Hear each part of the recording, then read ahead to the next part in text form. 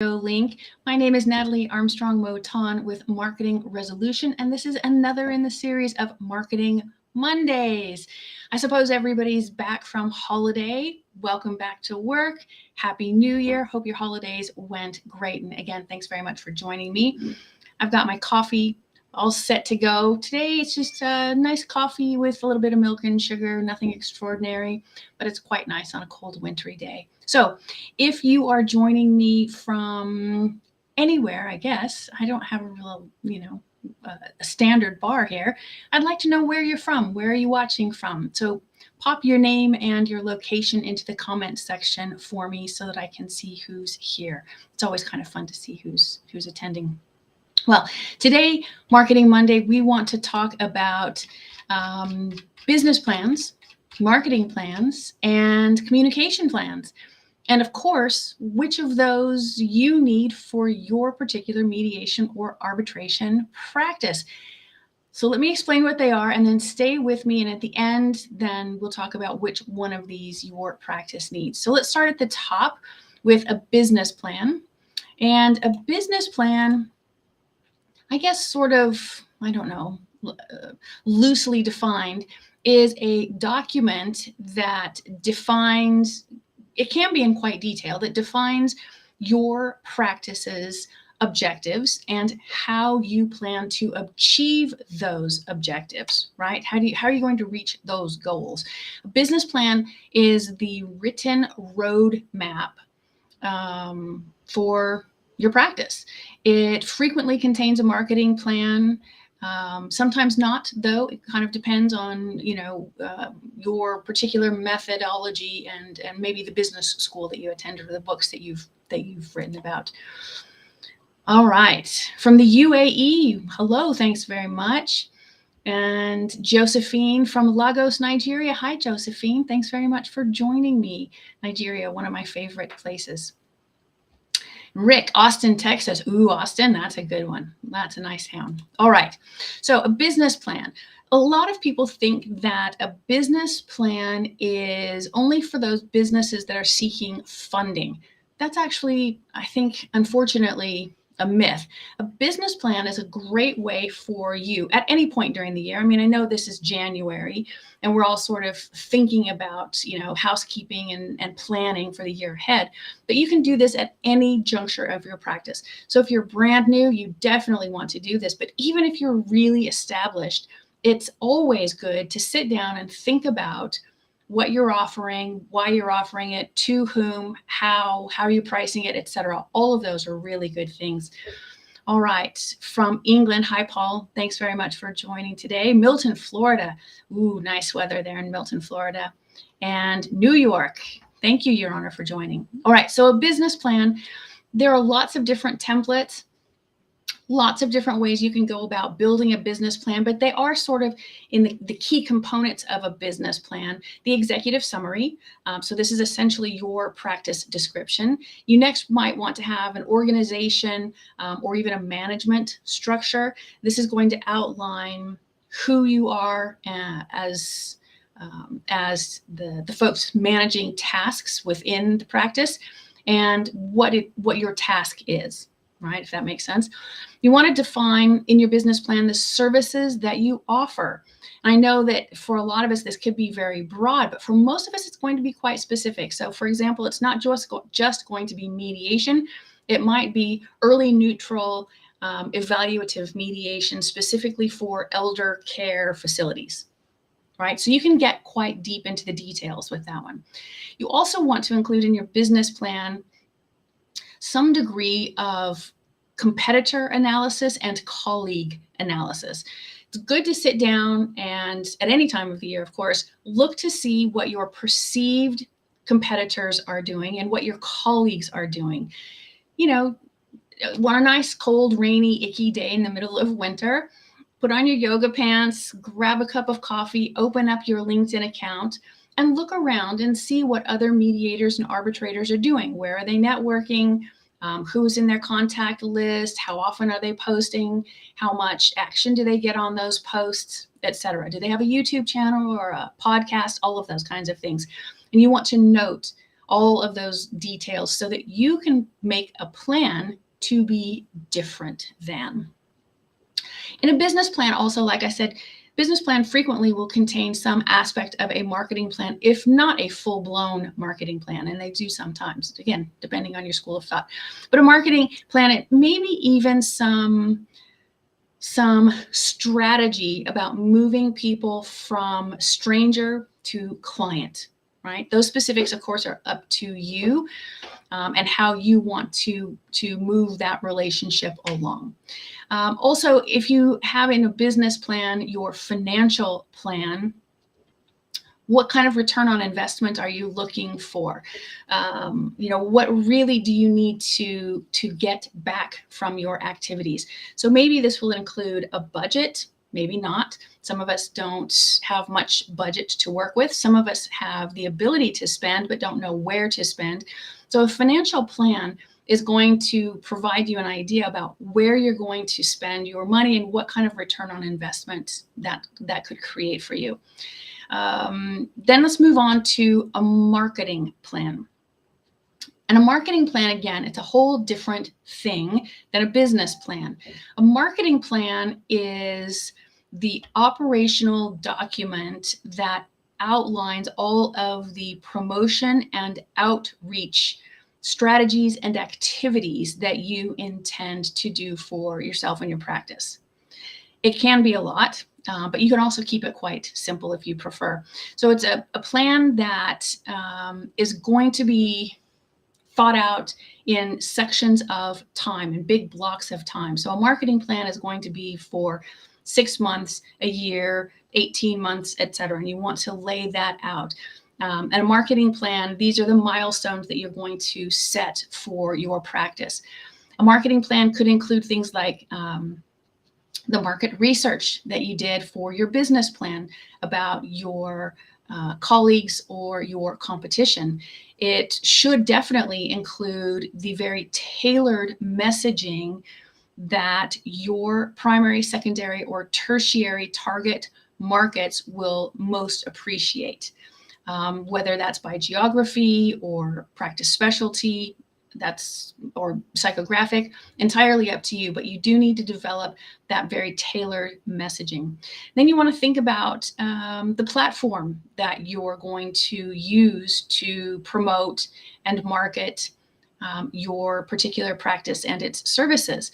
So this is going to include things like, obviously, the internet. For most of us, that's going to be LinkedIn. This is sort of where we all live and breathe and work is on LinkedIn.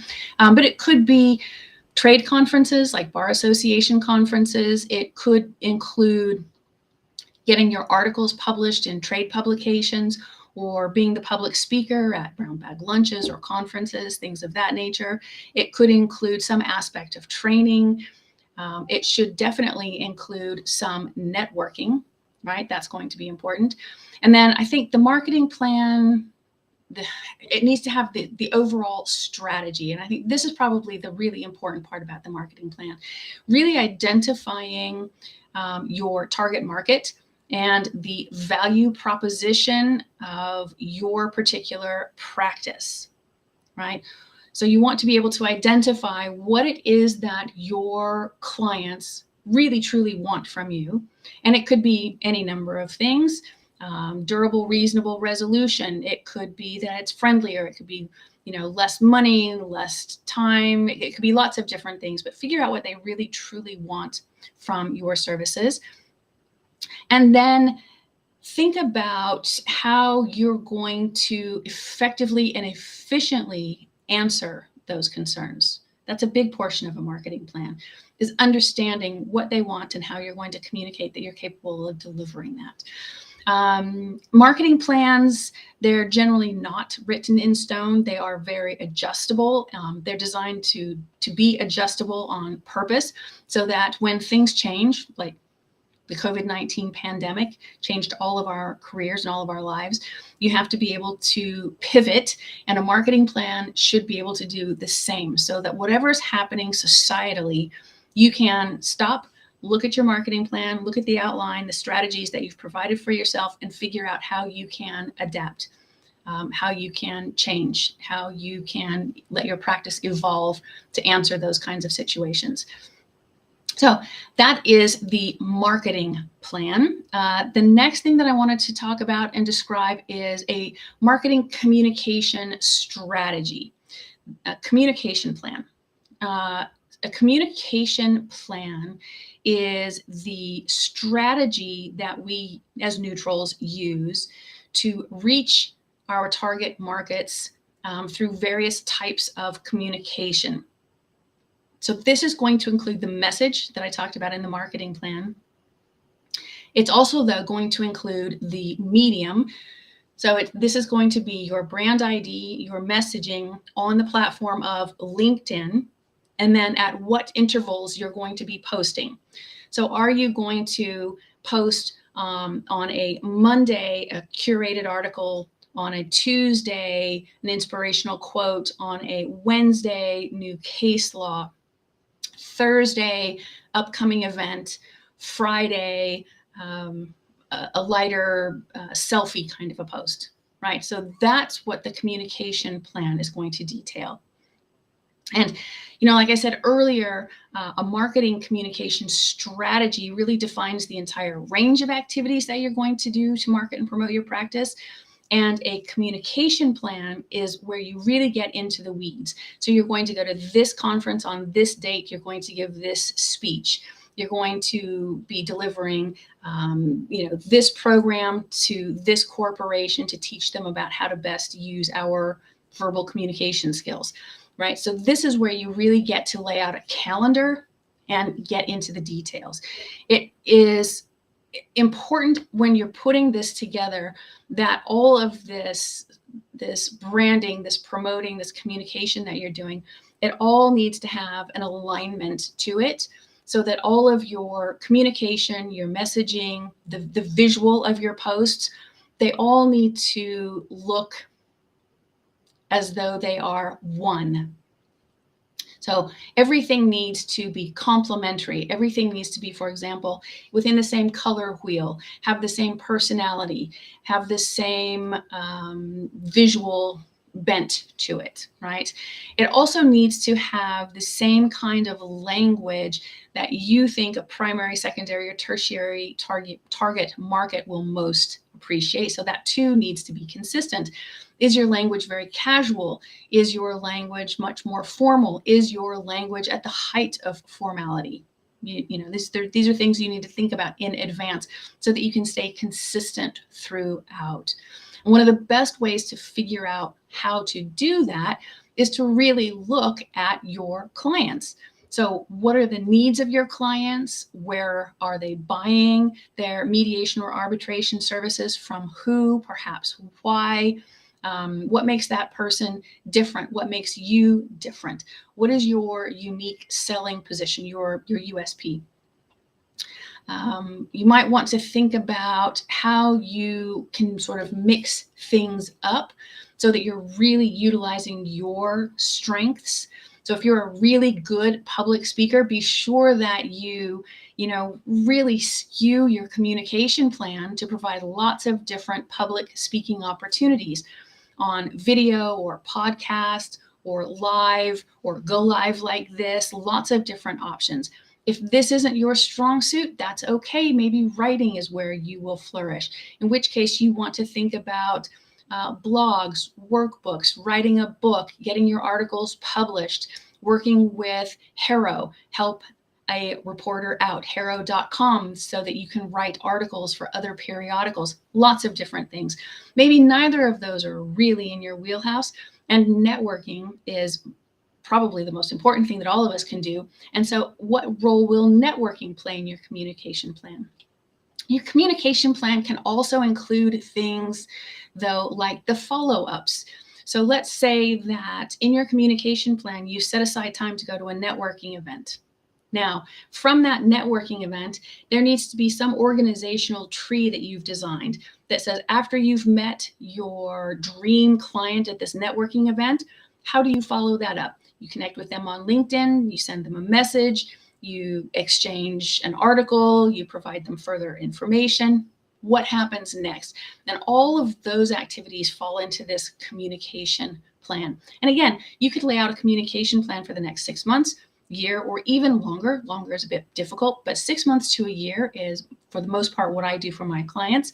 And it gives us a great outline of where we're going, what we're doing, why we're going to be there, what do we hope to achieve from those activities, and how are we going to follow up. Of course, it too is flexible, right? So that's a lot. That is the business plan, the marketing plan, and the communication plan. So I promised that I would help you understand which of those three you and your practice need. And here's the answer: all of them. You really do need all of them. To some degree, you have to have all of those different things. You have to have the goals, the milestones, and the tasks to make all of these things come together and gel in a way that really leads to practice success. And I know it's a lot to ask. So for the next 3 weeks, we're going to go, you and I, through each of those one by one by one. And I will provide for you the outline, the template for each of those things: the business plan, the marketing plan, and the communication strategy, so that you can fill in the blanks and customize it and really make it your own. So you'll want to join me for the next 3 weeks, where we go in depth to a business plan, a marketing plan, and a communications plan.